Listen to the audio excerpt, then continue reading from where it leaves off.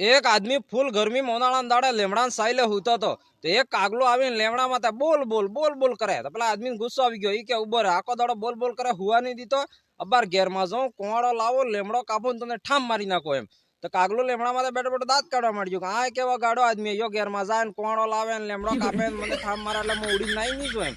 પછી પેલો આદમી ઘેર માં જાય ને બધું લઈને થાપડો હોયરે કાગલા ને ભડાકાઈ દીધી. કાકડા ને લાગી તો કાકડો પડતો પડતો કે આ દુનિયામાં સબનો ભરોસો કરજો પણ મનક જાતનો કરતા ને મનક કે હું કરે હું એમ.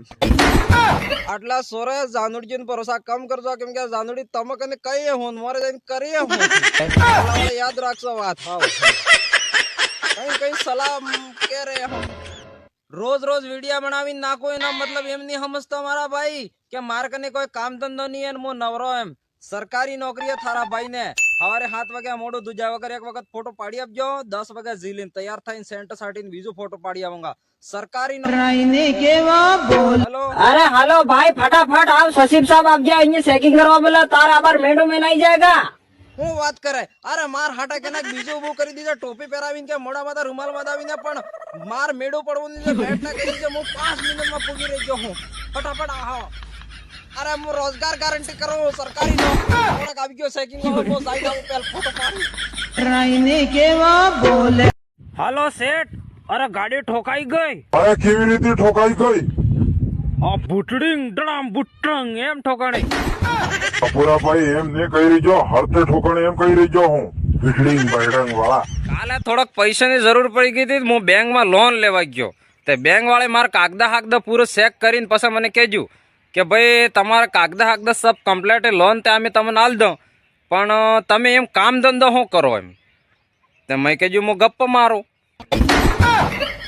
બેંક વાળો કે અમે ગપ્પ મારવા વાળા લોન નહીં હાલતા. ઓકે તમે તો અમે વ્યાજના પૈસા લેવા આવત ગપ્પ મારી દો, ગપ્પ થોડો ચાલે, પૈસા આલવા પડે. બોલો અમારી કોઈ વેલ્યુ જ નહીં આજકાલ. મેં હું હાસુ જ કહેજો કે ભાઈ હું ગપ્પ મારું તો ગપ્પ મારો જ કેવું પડે કે ભાઈ હું હાસુ મોટો જૂટો નાનો મોટો ગપ્પ મારું તો ગપ્પ મારું. हाँ भाई फटाफट 3 टाइम ની દવા દે ફટાફટ. 3 ટાઈમ ની? हाँ 3 टाइम ની. હા તો આપણે 3 ટાઈમ ની દવા હે. આ એક સવારે આપણે સા પીને લઈ લેવી, આ બપોરમાં ખાવાનું ખાઈને લઈ લેવી, આ હાજી હુતી વળે લઈ લેવી.